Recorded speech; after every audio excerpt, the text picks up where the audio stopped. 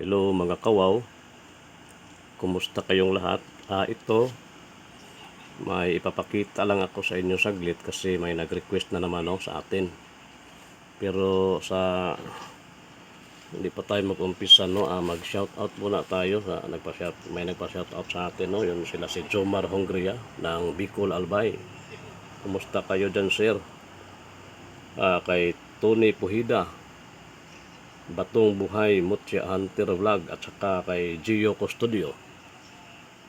Ayan, shout out sa inyong lahat dyan, lalo na dyan sa Leyte, pati kay Donya Ems, Itche Cordero, tsaka kay Inday Heaven. Ito, nagmamadali ako mga kawaw, ito may nag-request lang na gusto nilang tingnan ulit itong mutya ng pagong natin. Ayan, bihira lang kasi ang may hawak na ganito mga kawaw. Ayan, pagong na naging bato. Kung nakikita nyo, ito ng request mo. Ayan, ang ating pagong na naging bato. Ayan pagong na pagong yan mga kawaw. Ayan natin